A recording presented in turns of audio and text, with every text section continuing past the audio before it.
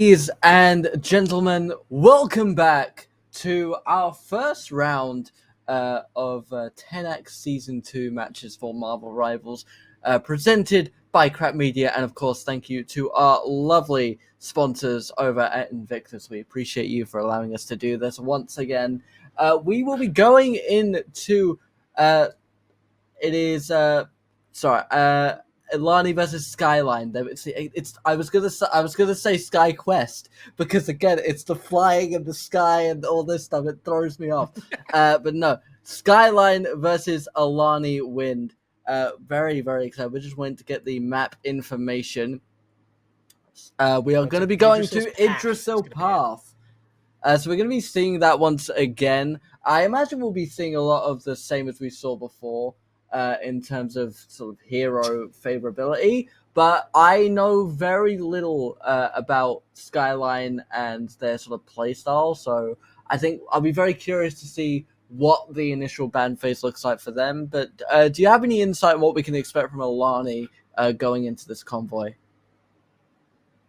Actually, looks like we may have had a little bit of miscommunication with the teams. We're actually going to be going to Jalia, not Yggdrasil's. So that is going to be something to look out for. I kind of mentioned before, Ailaniwind is a really good team, so I definitely think Skyline is going to be in a very similar position to Aranite, where they're the clear underdogs.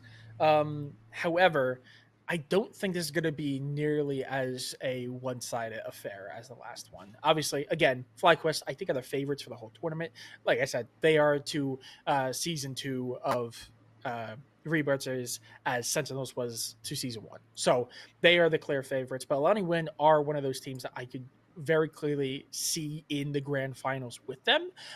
So Skyline, going to have a lot to deal with. But the fact that Ailaniwind are a more ranked team where they're just pure skill and mechanics got them into that top level of competition rather than outright team play, I definitely think is going to be something that they could take advantage of. So obviously I think it's going to be difficult, but there is absolutely a world in which we see an upset. This is one of those teams where it's very easy to see that they could get upset. This is also a team that they could easily get the 2-0, much like we just saw FlyQuest. So this is one of those highly volatile games where anything can just about happen. I love me some chaos. I am more than here for it, and I hope you are as well. Of course, big shout out to our live Twitch chat. We appreciate y'all being here with us as we get ready for this matchup. Very, very excited. We didn't see a lot of Hall of Dajalia last season. I don't think it's Yggdrasil's path. Okay, so it is Idrisil's path. I was gonna say, I'm pretty sure. I was gonna say, first we thought it was a domination, and then I was like, I'm pretty sure Jalia is a convergence map, and we have to go to Convoy, so it is Yggdrasil's path. Okay, Yggdrasil's. That's it. That's the map we're going to. All right. So, all right. Lock it. Final offer. Yggdrasil's path. No, that's as low as I'll go, Your Honor. Well, I'll be very excited. So, see this is a map we've seen quite a lot of throughout the Rebirth circuits, but it's still, there's a reason it gets picked. There's a lot of variation in the map. Like we say, point one is a lot more open and allows that sort of high ground, low ground interactions that we see a lot of. We have the U-bend of Section 2, which is, I always love watching the fights happen in that kind of area because you have these shortcuts that you can take. And of course, Section 3 a lot more closed off. So hopefully we'll see a bit more of the map than we did in our first game of the evening, but time will tell. I believe we're just getting the final details ready to go as teams are loading in and getting ready for their ban phase. Any last-second advice for the players, Soren? This is one of those maps that you need to be willing to pivot. You need to be willing to change the team composition if you get wiped, if you are forced to reset. Because like you said, there is so much variation when it comes to each one of these points. Obviously, point number one really lends itself well to flyers. However, once you get to that space number two, it is a little bit more brawly because, like you said, it is like that U. There's very tight corners. There's that hallway that kind of runs in between, like in the middle of the U. That is usually a lot of space that people like to fight for, especially flankers like the Psylocke. That strategists need to worry about and need to play around. So a brawly composition usually lends itself more to that one. And then once you get into number 3, you can get a lot of value out of flyers, but it also becomes very risky. So more brawly, also a lot more poke, as defense especially really does well at just kind of playing, I like to call it tower defense, because there's so many different variations in height.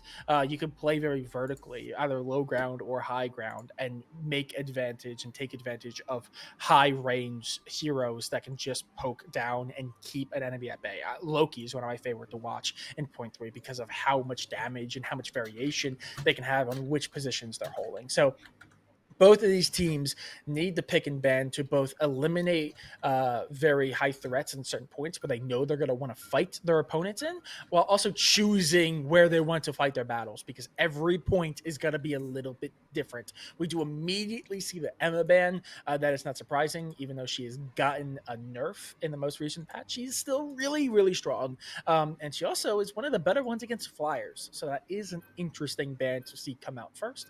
And it definitely, I think, gives away a little bit what the plan is for Skyline. Maybe wanting to go for a little bit more fly heavy and wanting to take the fights early on in points number 1, or strongholds in point number 3. We see Cloak and Dagger banned from Ailaniwind, who are going to be in blue, going to have Skyline in red here, and saving Lunar Snow.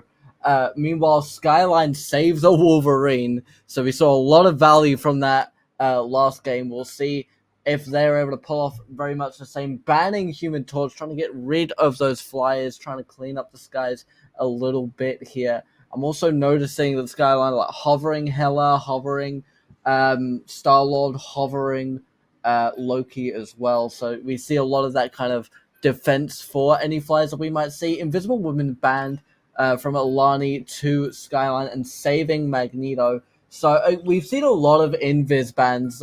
She still remains incredibly powerful in the composition. Loki saved for Skyline going into the last 2 bans of this phase. It's actually very interesting because the way these bans and protects have gone, Skyline is kind of in a very precarious situation. And they could be into an even worse one here if this ends up being a Luna Snow ban. Which it could very well be. That would mean most of the main healers are taken away from Skyline. Obviously, Loki is pretty much the go-to flex or off healer or off support because of how flexible with their ult they can be, and they can pretty much get paired with any really strong main healer and have an influence in team fights. But being pretty much stuck with the Luna Snow is definitely an interesting position. Mantis did recently get a buff, though I wouldn't necessarily count her as a main healer, but we do see her get pulled out, and it does look like they're going to try the Guardian composition. They're going to run it with the Rocket, who is seen as a little bit more of a heal bot, just really good at putting that healing down, can kind of offset the lack of healing and the more damage focus of the Atom and the Mantis. So this is going to be the first time we see this Guardian comp come out. We do see the Mag and the Wolverine, which is pretty standard. I would say typically we would get a bit more of a poke heavy or a hit scan like a Hela or a Bucky paired with the Guardians composition, but instead we are just going to see the Wolverine. They're going to, I'm assuming, expect a very heavy Vanguard presence. That we do see a bit of a change. Instead of the Rocket, we are in fact going to get the Luna Snow. So the main healer, which is what I was expecting, they were just using the Rocket to get those extra health packs, so they have a bit of extra shielding for this first fight as we do get it underway. We have Ailani on defense, Skyline on offense. They did not set up immediately outside the door, so already Skyline was able to get a little bit of a foothold in order to start pushing towards that first chicane. We did see Wolverine there jumping into the back, trying to get that early pick to allow for their team to get advantage, and Warlock was able to revive themselves, stay up and about. So using that self-res, do see Hela picking off the Mantis, who also uses their self-res, but Loki takes out the Magneto. That's going to be the first confirmed kill of the match. We see Star-Lord just surviving there as well, and Wolverine desperately trying to cause as much trouble as possible on the point, but Ailaniwind has now been able to set up that front line as the point is halfway through the chicane, but Wolverine able to take down the Mantis, and now Ailani strongly holding their front line.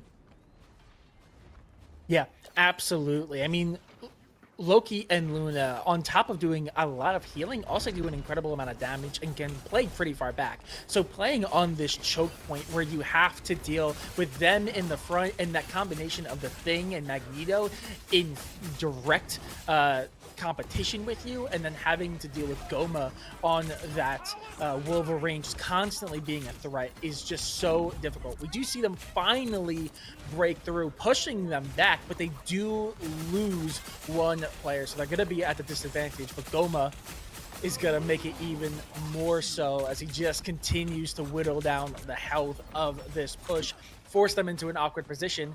We do see a bit of an awkward fight there, but in the end, they all go the way of Ailaniwind as the reset is forced to come through, and they didn't even use really any of their ults. Logan, the only one to invest theirs, which is the most rough to deal with. So the fact that everyone else still has it is massive, and it's already charging up to 12%.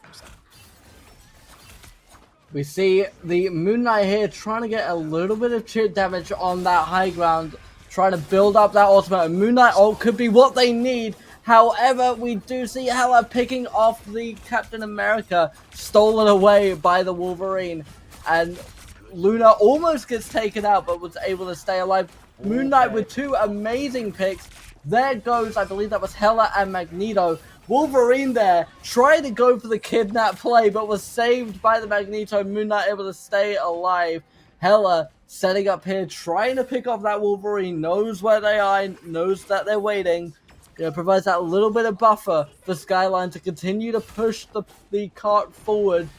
Very, very close to that checkpoint now as Captain America once again setting up that line, trying to combat the Thing, who tries to push forward. Ultimate ready to go. Loki pulls the ult, but gets two amazing picks off of Skyline as well. 3 down for Skyline as Ailaniwind setting up, trying to get as much value as possible from that Luna ult, but wasn't enough to keep them alive. Hela with 2 amazing headshot plays. And now we're going to see the rollout once again from Skyline. All 6 ultimates ready to go, but we are getting closer and closer to overtime. Yeah, TP does come out, and like you said, right now, Ailaniwind are doing so well at doing what they need to do to get kills without even investing their ultimates. 2 kills immediately from Chenzo without even popping the ultimate. We see K-Jules just immediately go through the Fate Between Worlds to keep the team alive, and they sit on 3. It's unnecessary as Ailaniwind hold them to 0. No points taken by Skyline in round 1. That was an incredible last defense from Ailaniwind there. I was fairly certain that Skyline was going to be able to take the checkpoint, but an incredible play from Hela. I do believe that it was... who was it that was playing Hela? I want to say it was Chenzo. So Chenzo, very well done. Yeah. And Goma as well with the cleanup on Wolverine. It was a really good use of the Doctor Strange to try and get that rollout as quick as possible, but the aim that Chenzo has is incredibly precise. We see them going over to Black Panther, so we're going to maybe see them roaming a little bit on the attack here. They are going to have spawn advantage, does Ailaniwind. Skyline, they can absolutely hold this defense and, you know, drag it out for the full 4 minutes, but Ailani, they don't need to push it very far to get this point. Yeah, and Ailaniwind have a comp in mind. They know what they want to play. Obviously, we see that Penny. We do see them actually swap. I was actually going to say with that Black Panther swap off and the third strategist, it's very clear that they were going to go heavily for the back line and just do what they can to keep the Penny alive, to keep pressure on the front, but allow that back line to go crazy. But instead, they swap off. Chenzo swapping to the Iron Man. Just recently nerfs most prominently the ultimate, being I think raised by like 600 points for their ult charge, so nowhere near as spammable as it used to be. So that's going to be something to play around. So we do see them push up pretty aggressively, Skyline trying to have that deep hold like we saw Ailaniwind do, but it's already not quite as successful, though Vehemence does pick up that first kill on the Loki, which is going to be massive. Chenzo does find one in response to pull it out, though.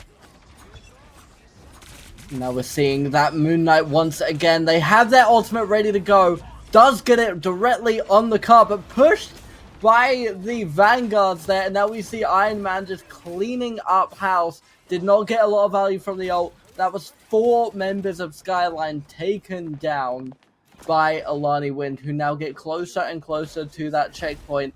We're seeing Doctor Strange there for the rollout, trying to get as quick as they get that port sniper quickly as possible. They are able to get onto point, but we do see a pick there from Iron Man to the Moon Knight. So already Skyline are going to be an incredible disadvantage. Magneto coming out with the ultimate. There is the Lunar ult. Very valuable to try and protect the team as best they can. But Moon Knight with Iron Man with the 3K. And that is all they need. Ailani take point 1. Yeah, and that is gonna be the game. Game 1 goes to Ailaniwind, and unfortunately, that portal, while it was very well timed and it did exactly what it needed to do, it just kind of fell apart at the seams the moment they pushed through. I mean, we saw the thing immediately run through, pop the shift to start charging, but it didn't quite go where they intended it to, and they immediately popped ult onto no one, which means they had to force reset. They had to play back towards the portal, and the moment they reassessed and reevaluate, got back to the portal with the rest of their team as they were trying to push through, we saw the counter ult from Jalen Mans. It hits 3 or 4, and paired with Chenzo on that Iron Man ult, like I said, it's not spammable anymore, but if you find the right opportunity, it's still just as deadly. They didn't nerf that damage, so it's a 3K to close it out, and it's just picking off the final pieces off their plate as they secure map number 1. And man, that is a very clean win for Ailaniwind. Definitely, I don't think it was nearly as one-sided as map number 1 was in game number 1 in FlyQuest versus Aeronite. But man, Ailaniwind in another show of force are once again showing why they are one of the favorites to make it to the grand finals, to face some of the best teams, to be in the playoffs, to win this entire thing. Obviously, that's just game number 1, so there's still more to play, but that's a really good showing and a real good way to set the pace to start this tournament. And this early on, that's what you want, is you want to set the tone for the rest of the series, for the rest of the entire tournament. So, yeah, very, very well done to Ailani. But, for Skyline, absolutely, there is that chance to come back. There's a reason that it's a best of 3. We're going to be going on to a domination match next. We'll just get the information for that map ready to go. But I really liked a lot of what Skyline did there for their first round. Once they kind of got momentum on their side and got through that little chicane, they did very, very well on holding their own. I think what Skyline really sort of lacked was just general survivability when it came to dealing with a Hela or the Wolverine. If an Iron Man's gonna ult you, there is only so much you can do. But when you're going up against Chenzo's accuracy, I think that's where the weaknesses started to come out. That's where the cracks started to show, at least from my perspective.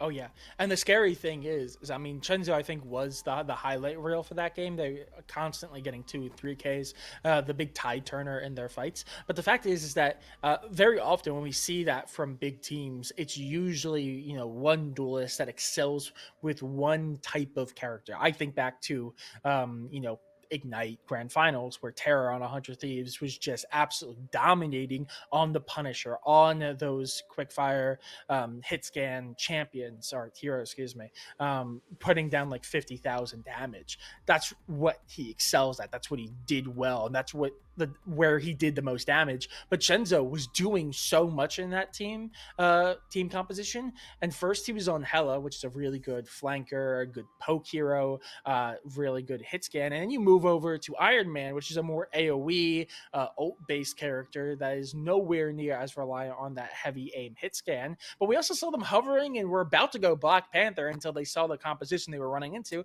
and they made that last minute switch. So Chenzo not only is really good mechanically, which we already knew about Ailaniwind, but is also super flexible in the heroes that they can play, which is a very, very scary threat to go up against because it's so difficult to target ban them. Like I said before, Terra's so good, but you just target ban. You ban away the Punisher. You ban away the Star-Lord. But when you have someone who can play that many different champions, that many different roles, and excel all of them, how do you deal with that? How do you take away their pull without making it so the rest of their team doesn't just have free reign in the hero select screen? It truly does go to show just how much effort these players put into their preparations and the time that they commit to games like this. Like I wish I had that commitment. Honestly, I wish I would be able to master as many heroes as it seems that Chenzo does. I believe we're going to be going to Dejalia's control domination map. For our next round, which is going to be interesting because obviously the sort of the thing that makes that map different to a lot of other domination matches is, you know, the destructible terrain and how that can affect the play. We see it a lot on the waterfall. You know, that central wall coming down can really determine the late stages of a round. So we're going to see if maybe Skyline are able to take advantage of those kinds of things. I think it still does favor flyers for the most part. So that Iron Man is still going to be a threat, especially I think when it comes to Hangar. Is when you can see a lot of that. But Skyline know what they're getting into. They're prepared. They've seen what Ailani has in terms of, expendable isn't the right word. The things they have in their toolbox, I guess, is the best way I can. The word has lost me. Equipment. Oh, hold on. We might be having another map swap. So please hold. Yeah, but regardless, I mean, going on to domination, like I said before, it is very different. And much like in game number 2, I think the biggest thing is going to be the ability for these teams to reset and reevaluate and make the necessary changes. This is the game mode where you want to see a lot of changing of heroes throughout the map and throughout the series to get the best value out of each one of those holds. Obviously, I'm expecting to see the Namor, and Namor is really strong. I, again, would not be surprised if we saw them get banned away because we saw how strong they were in the first series of the day. But this is another one of those maps where people like Chenzo, who are very flexible, are going to find so much value.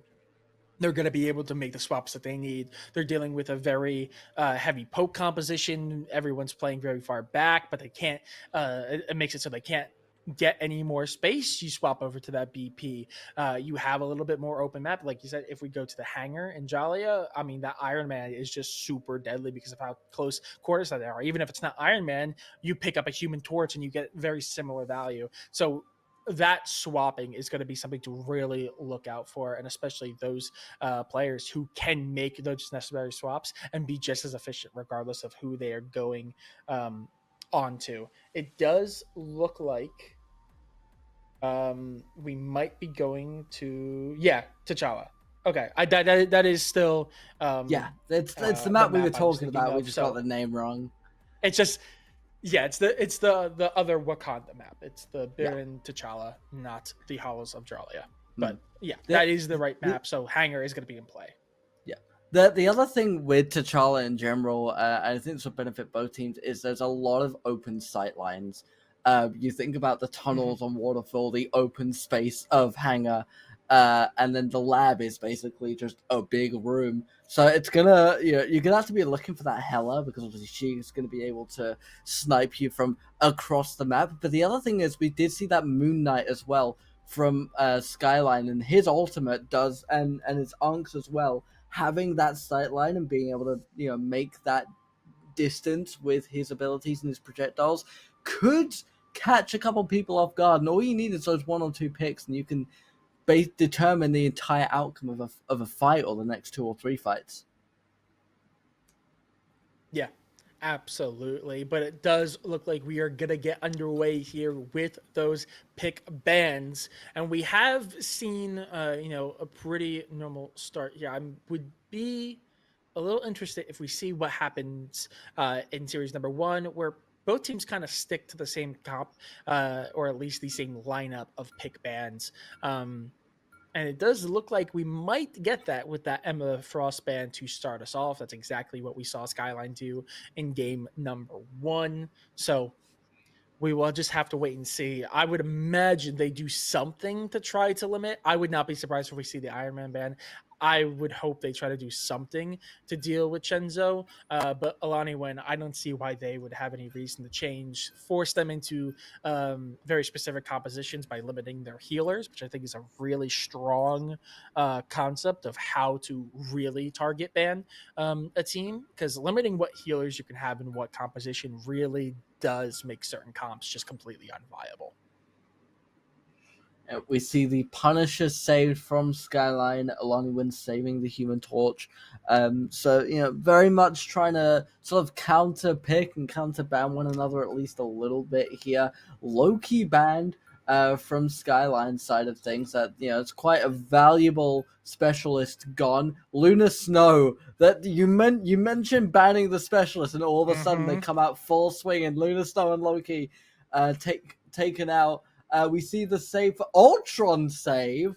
That's interesting. We haven't seen an Ultron so far today. So that is both a specialist and a flyer. So that's going to be curious to watch from Ailani's side of things. That does mean that the Ultron and Iron Man combo is on the table. That puts Skyline in a very weird position. That was a very strong team up that I don't believe was changed or nerfed or removed in the most recent patch. So that is still a meta-defining combo, even if Iron Man was altered and given a little bit of a nerf.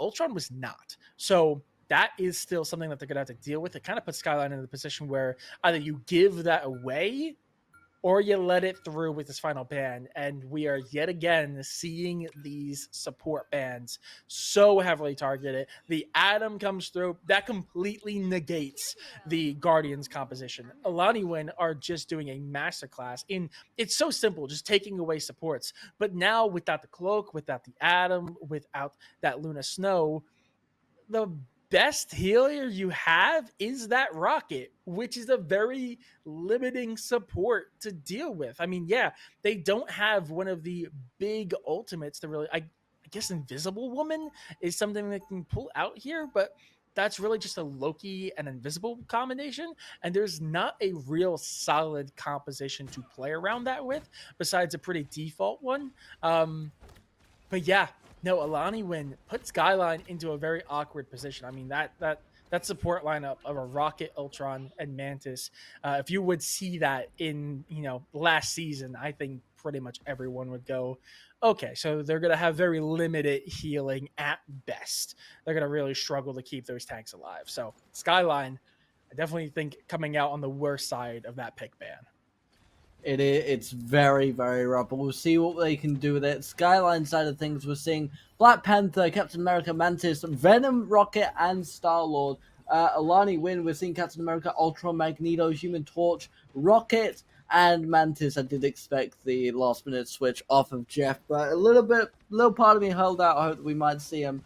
We're going into Hangar for our first round of domination, our first fight taking place on that high ground. Human Torch setting up the Triangle of Death, trying to create a little bit of space, trying to separate Skyline as best they can. Venom and Captain America on Skyline side in a very, very rough way at the minute. Point is just unlocked Walls are going to start to come up, and immediately it's Skyline trying to get that early presence on the point, trying to separate the Magneto, but he is able to get away. We see that Captain America as well running interference. But Skyline have done quite well in holding Ailaniwind at their tunnel for the most part. However, they were able to get a couple really big picks there. Human Torch with 2, and Rocket also got 1, able to capture the point. Magneto takes down Venom as well, and Ailani have advantage going into this first round. Yeah, absolutely. A little bit of a difference here. Very heavy on the poke. Obviously, Chenzo on this Human Torch, just able to shoot from really far away and hold a lot of choke points. Paired with Goma on the Ultron, has practically no range, just fall off in damage. And you pair it with the Mantis, who's also really strong in that composition. It means that there's just so much gap. There's not a lot of brawling to be done, but they do have Jalen Mans on that Captain America to act as a bit of a pester for the front line. So really keeping a lot of attention on them to allow this poke composition to do the damage in the back, because we do just see them practically delete someone up front, forces them to do a bit of a reset. They do find the pick onto the Mantis. They get the revive, but Mantis immediately falls as Jalen Mans says, no, that's my kill. You can't take it back. Skyline there with the ultimate from Ultron does get a pick, but taken out by the Human Torch, who gets 2 picks. Captain America gets 2 as well. Force now Skyline to retreat, and they clean up the Rocket. You don't get to walk away. Skyline forced to reset now as Ailaniwind maintain their foothold, regain control over the point, allowing only 11% from Skyline, who are now trying to push back through the tunnels, but Magneto is there with his shield, setting up the front line, allowing Human Torch to go in and cause as much damage as possible. America does force the Mantis ult from Ailani, and now we see Ailaniwind, Skyline, pulling out their own Mantis ult, so a lot of commitment from the specialist side of things. No picks as of yet in this fight, but Skyline do get that presence on point. The question is whether or not they're going to be able to cap it before overtime. Time is ticking. They need to do what they can. They have confirmed the kill on Decay Jules. That is going to be a lot of healing and a lot of damage being taken off the board. But Goma with the shield is just doing so much to keep him alive. Skyline is doing what they can to keep themselves in the round. They cannot see 9 as they are slowly taking this point, however. Very, very close, but it is just one person now holding the line for Skyline. America gets taken out, Mantis taken out, Doctor Strange doesn't have enough time to get the portal, and Ailaniwind take the first point in Hangar for Burn and T'Challa. Very, very well performed. We are going to be going to a waterfall for our second game here. Yeah, another map where you can get a lot of value out of flyers. Obviously, quite more limited on room, and it does play a little scary because you kind of have to play a little bit more over that pit. And if you run into, like, say, a Thing, which I think would actually be a pretty good pickup from Skyline. Obviously, they're going with the Captain America, who is really strong.